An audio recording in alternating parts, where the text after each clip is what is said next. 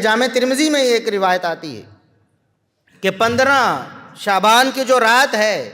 اس رات میں اللہ رب العزت پہلے آسمان پر نزول فرماتا ہے، اور اللہ رب العزت اس رات میں قبیلہ بنو کلب کی بکریوں کے بالوں کے برابر لوگوں کو بخش دیتے ہیں۔ اور یہ روایت بھی آپ ان دنوں میں خصوصاً سوشل میڈیا پہ شیئر ہوتی نظر آئے گی آپ کو۔ کیا روایت ہے کہ رسول اللہ صلی اللہ علیہ وسلم کی طرف منسوب ہے، آپ کی طرف منسوب کیا گیا ہے، حالانکہ آپ صلی اللہ علیہ وسلم نے ایسا فرمایا نہیں ہے۔ میں آگے وضاحت کرنے والا ہوں کہ جو 15 شعبان کی رات ہے اس رات میں بنو کلب قبیلے کی بکریوں کے بالوں کے برابر۔ اب آپ کو پتہ ہے کہ عرب لوگوں میں جہاں بکریاں پالی جاتی تھی تو وہ تو ہزاروں کے ریوڑ ہوتے تھے، سینکڑوں سے کم تو کسی نے رکھی نہیں ہوتی تھی، اور پھر سارے قبیلے کی بکریاں، اور پھر ان بکریوں کے بالوں کی تعداد کون جانتا ہے؟ اللہ رب العزت کے سوا ایک بکری کے بال بھی کوئی گن نہیں سکتا، تو ہزاروں بکریوں کے بال، ان کی تعداد کیا ہوگی؟ اللہ رب العزت اتنی تعداد میں لوگوں کو معاف کرتے ہیں، اس روایت میں یہ ہے۔ اب اس روایت کو درج کرنے کے بعد میں آپ کو سمجھانا یہ چاہتا ہوں کہ محدثین کرام کا کام کس طرح کا ہے۔ یا تو انہوں نے خالص صحیح احادیث الگ سے جمع کر دی ہیں جیسا کہ صحیح بخاری اور صحیح مسلم ہے، یا پھر انہوں نے یہ اہتمام نہیں کیا بلکہ سندیں پیش کر دی ہیں، ان راویوں کے نام پیچھے درج کر دیے ہیں تاکہ علماء سے آپ رہنمائی لے کر ان کے حالات جان کر یہ فیصلہ کر سکیں، یا علماء کی رہنمائی سے یہ فیصلہ ہو سکے کہ یہ حدیث صحیح ہے یا ضعیف ہے۔ اب امام ترمذی رحمۃ اللہ علیہ نے جنہوں نے اس حدیث کو نقل کیا ہے، نقل کر کے خود فرماتے ہیں سمعت محمدا یضعف ھذا الحدیث، میں نے اپنے استاد امام بخاری رحمۃ اللہ علیہ کو سنا، وہ فرما رہے تھے کہ یہ حدیث ثابت نہیں ہے، یہ رسول اللہ صلی اللہ علیہ وسلم کا فرمان نہیں ہے۔ آپ کو پتہ چل گیا، اس کے باوجود اگر آپ اس کو شیئر کرتے اور پھیلاتے ہیں اور اس کے مطابق عقائد بناتے ہیں یا اس کے مطابق آپ اپنا عمل بناتے ہیں، تو اس کا مطلب کیا ہے کہ آپ نے رسول اللہ صلی اللہ علیہ وسلم کی طرف ایک غلط بات منسوب کر دی ہے جان بوجھ کر، اور رسول اللہ صلی اللہ علیہ وسلم فرماتے ہیں ایسے شخص کا ٹھکانہ جہنم ہے۔ باقی رہ گئی شعبان کی راتوں کی کوئی خاص فضیلت رسول اللہ صلی اللہ علیہ وسلم سے ثابت نہیں، نہ قرآن سے نہ آپ صلی اللہ علیہ وسلم کی احادیث سے کوئی ایک روایت بھی پایا ثبوت کیوں نہیں پہنچتی، ایک روایت بھی ایسی نہیں ہے۔ بعض علماء نے کہا ہے کہ 4-5 روایات ہیں، ملا کر کچھ نہ کچھ تو ہوگا،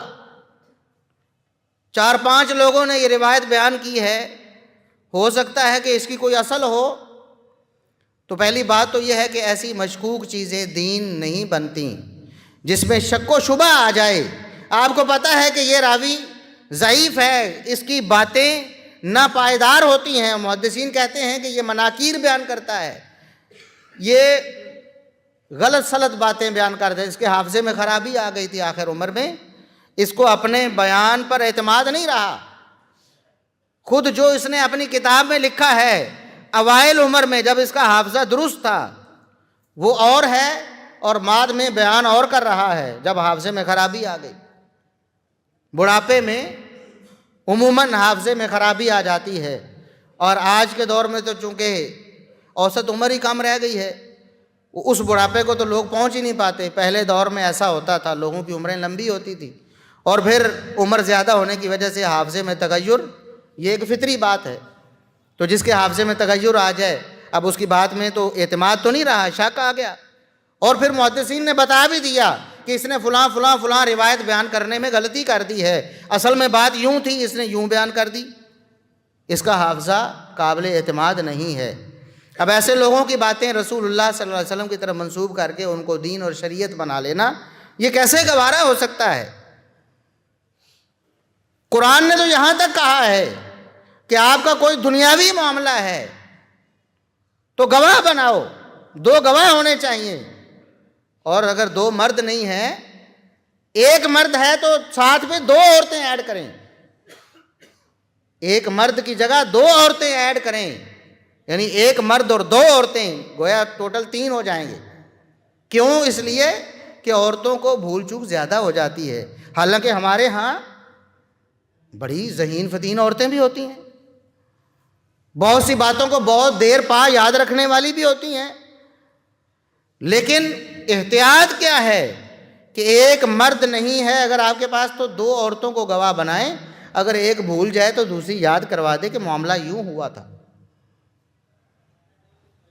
تو وہ شریعت جو ہمارے دنیاوی معاملات کو اتنا پختہ کرنا چاہتی ہے، وہ ہمارے دین کو اتنا ڈھیلا اور اتنا مشکوک کیوں بنائے گی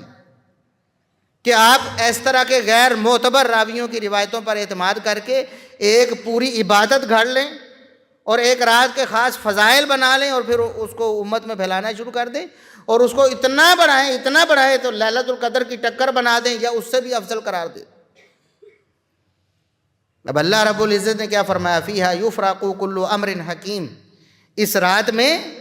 جس میں قرآن نازل ہوا ہے، اس رات میں ہر پر حکمت امر کا فیصلہ کر دیا جاتا ہے، یعنی پورے سال، آنے والے پورے سال کی تقدیر اللہ رب العزت اس رات میں لکھ دیتا ہے۔ اب یہ تو لیلۃ القدر کے بارے میں تھا، جس رات میں قرآن نازل ہوا، یہ اس رات کی فضیلت تھی، لیکن فٹ کر دی شب رات پر۔